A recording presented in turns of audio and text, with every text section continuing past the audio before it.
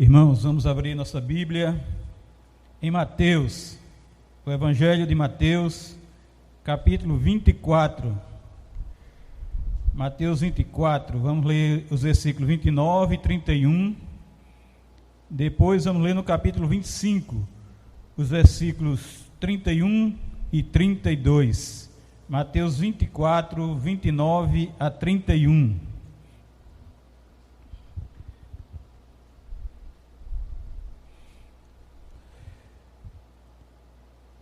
Tem como título A Vinda do Filho do Homem, em Mateus 24, 29 a 31. Diz a palavra de Deus assim: Logo em seguida, a tribulação daqueles dias, o sol escurecerá, a lua não dará sua claridade, as estrelas cairão do firmamento, e os poderes dos céus serão abalados. Então aparecerá no céu o sinal do Filho do Homem. Todos os povos da terra se lamentarão e verão o Filho do Homem vindo sobre as nuvens do céu com poder e muita glória.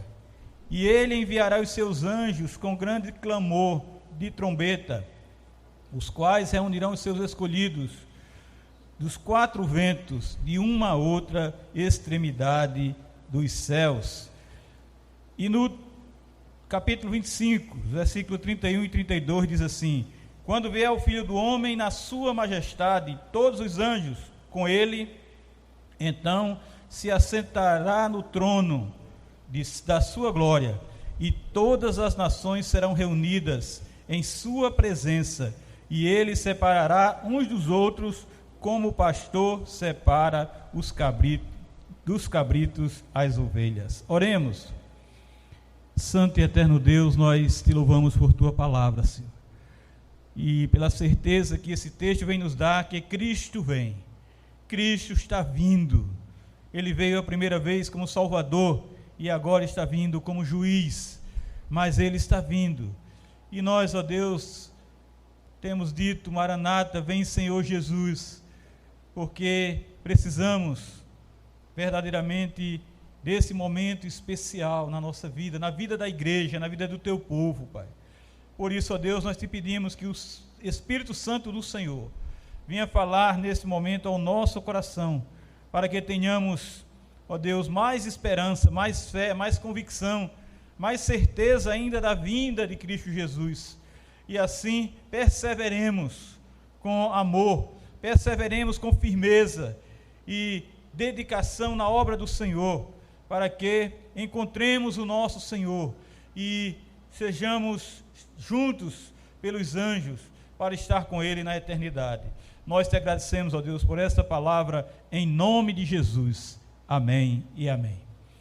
Meus irmãos, minhas irmãs, nós temos a certeza e o Evangelho de Cristo Jesus, a palavra de Deus. O próprio Jesus diz no seu Evangelho que Ele virá, Ele voltará, Ele virá buscar o seu povo, buscar a sua igreja, Ele virá julgar o mundo, mas levar os seus eleitos para o lugar que Ele preparou para onde Ele estivesse, todos os seus eleitos, a sua igreja, a sua noiva, esteja com Ele reunidos. Nesse capítulo que nós lemos, no capítulo 24, Jesus vem afirmando que com a chegada do abominável haverá uma grande tribulação. E essa grande tribulação não está acontecendo.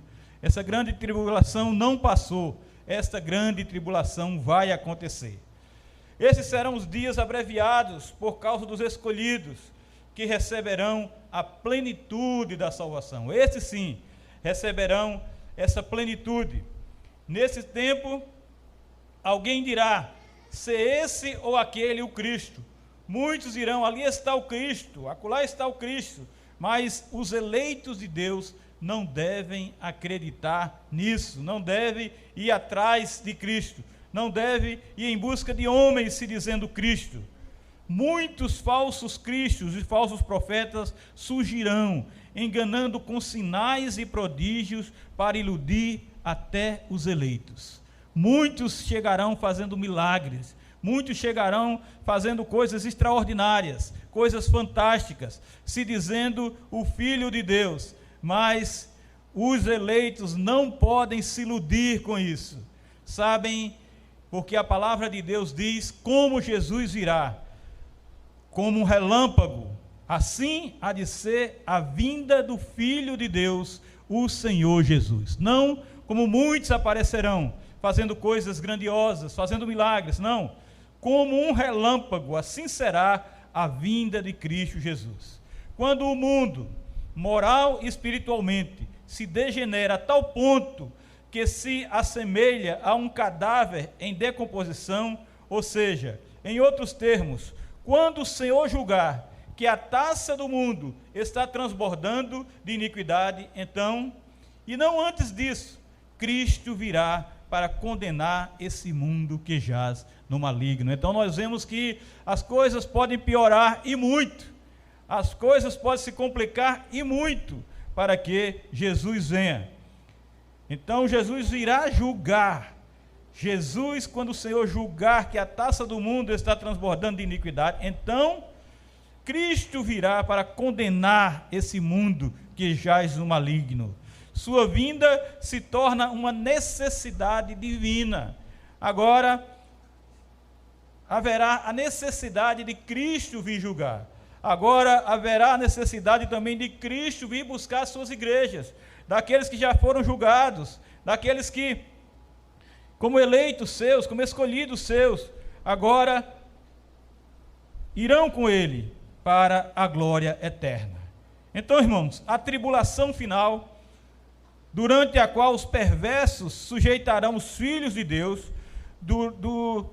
durante a qual os iníquos farão os filhos de Deus sofrer e passar por grande aflição e tribulação, é aquela que deixará o mundo maduro. O mundo estará maduro, pronto, preparado exatamente para o juízo, e o juízo final. Por isso é que imediatamente, depois da mais grave de todas as tribulações, o Filho do Homem chegará. Isso vai acontecer, isso está para acontecer, e os tempos estão dizendo que não está muito longe, não está distante demais.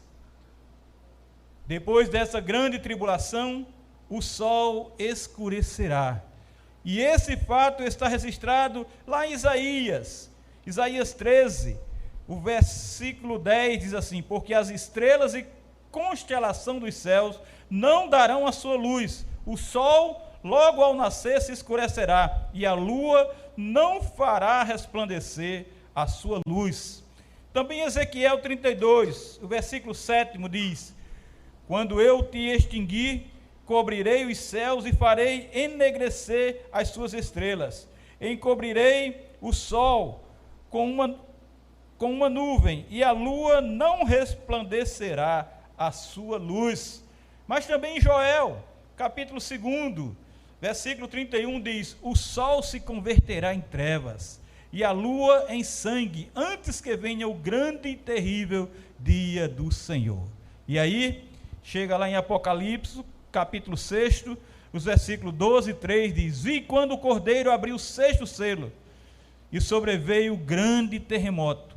O sol se tornou negro como saco de crina, a lua toda como sangue, as estrelas do céu caíram pela terra como a figueira, quando abalada por vento forte, deixa cair os seus figos verdes, e as estrelas cairão do céu.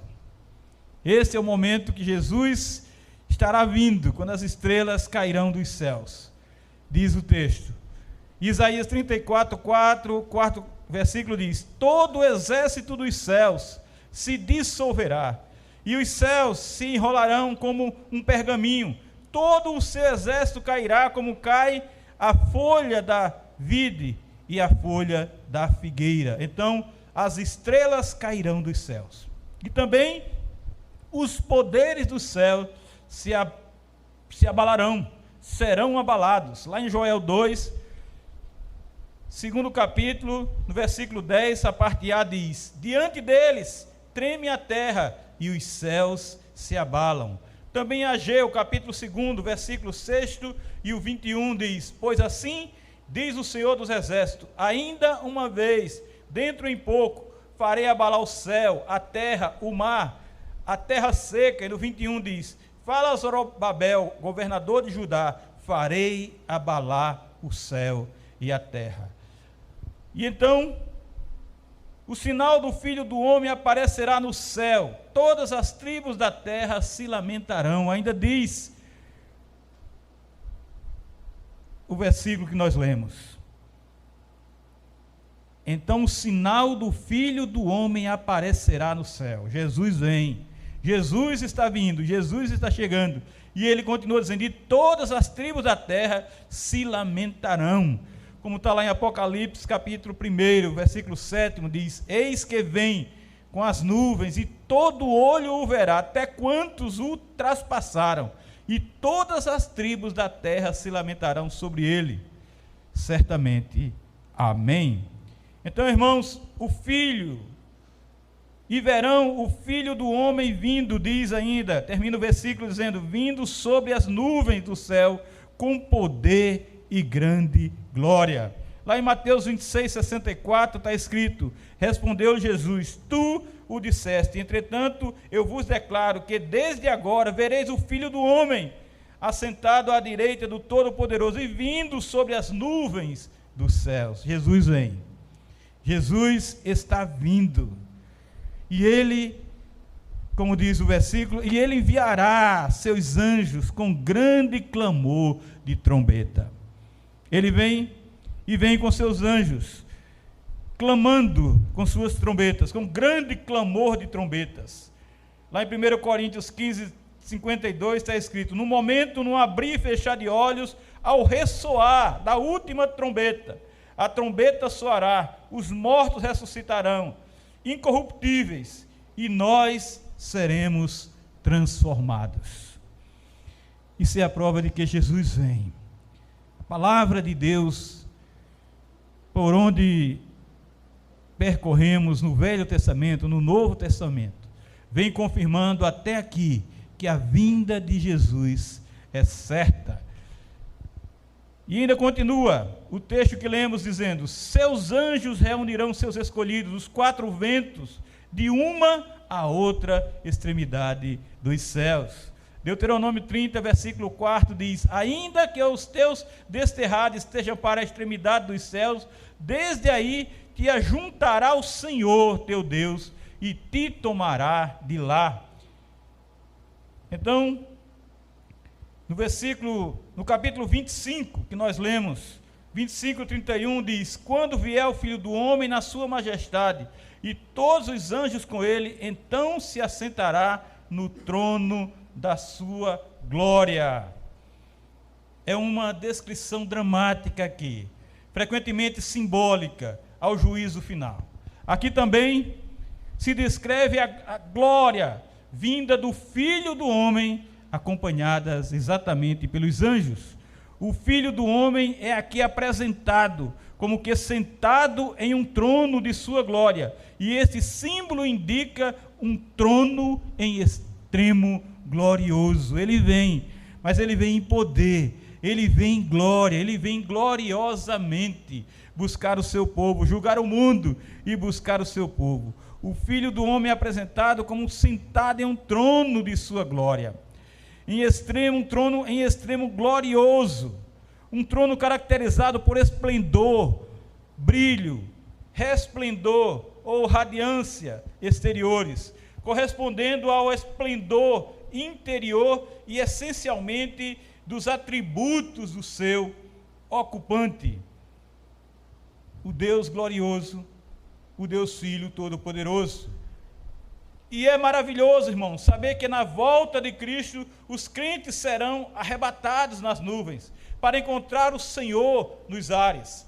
Lá em 1 Tessalonicenses, capítulo 4, versículo 17, diz: depois nós os vivos, os que ficarmos, seremos arrebatados juntamente com ele, entre nuvens, para o encontro do Senhor nos ares, e assim estaremos para sempre com o Senhor, e assim permaneceremos eternamente com o Senhor, nosso Salvador, nosso Redentor. Deus, pelo seu mediador Jesus Cristo, será o juiz, e é evidente que a honra de julgar foi conferida a Jesus Cristo como mediador, ou seja, como recompensa por sua obra medianeira consumada, totalmente consumada.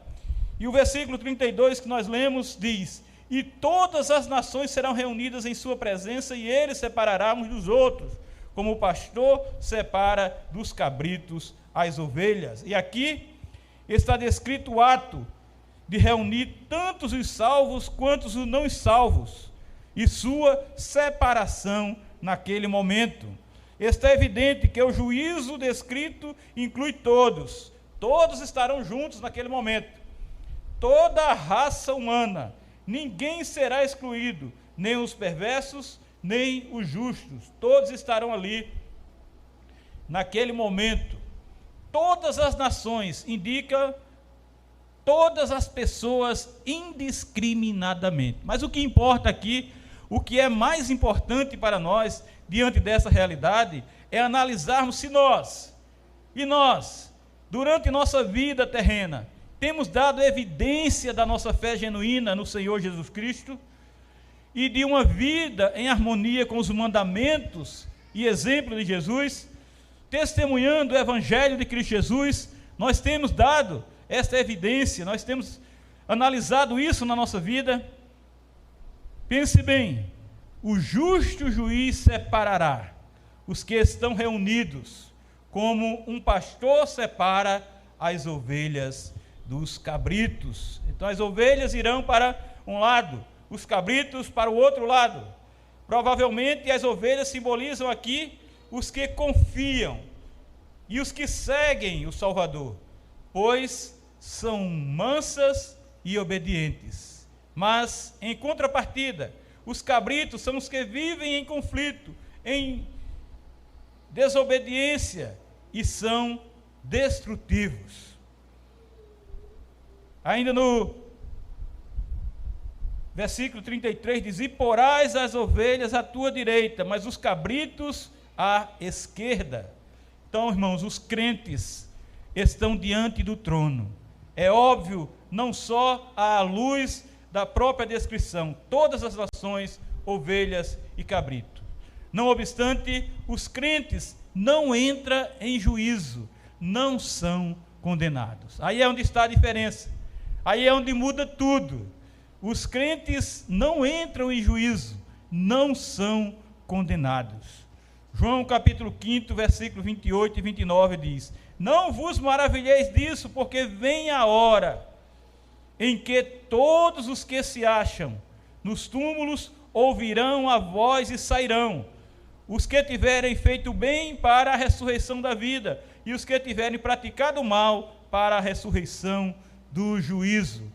Ainda em João 5, capítulo 5, versículo 24, diz: em verdade vos digo, quem ouve a minha palavra e crê naquele que me enviou, tem a vida eterna, não entra em juízo, mas passou da morte para a vida.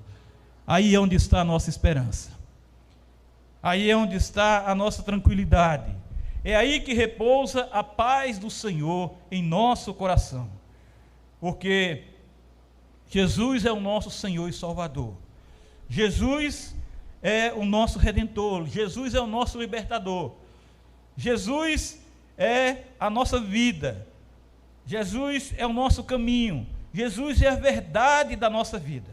Por isso, nós temos que ter essa convicção de que não entraremos em juízo, não seremos condenados, não haverá condenação, nenhuma condenação há para aqueles que estão em Cristo Jesus, nenhuma condenação.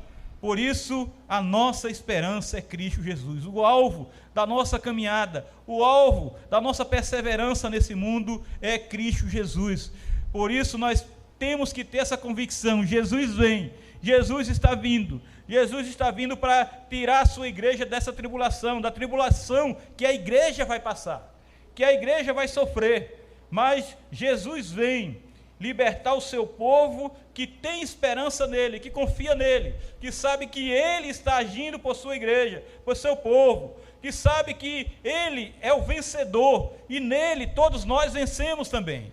Por isso nós temos essa convicção, essa paz, essa tranquilidade em nosso coração, que Jesus é o nosso Senhor, Ele é o nosso dono, Ele e somente Ele nos ensinou o caminho de salvação, e agora Ele vem nos levar para recebermos a imarcessível coroa da glória, quer dizer, a conclusão dessa salvação, o final de tudo, pois estamos numa caminhada, fomos salvos quando cremos em Jesus, estamos sendo salvos perseverando com Ele, e quando recebemos a coroa da glória, é a consumação dessa salvação, onde estaremos com Ele para a vida eterna. É essa esperança, irmãos, é esta fé que nós precisamos ter, é essa certeza, e por isso que perseveramos com Cristo Jesus, e por isso que não o abandonamos, e por isso que estamos firmes com Ele, apesar da nossa fraqueza, apesar da nossa fragilidade, apesar até dos nossos deslizes, mas o Senhor nos faz perseverar como santos,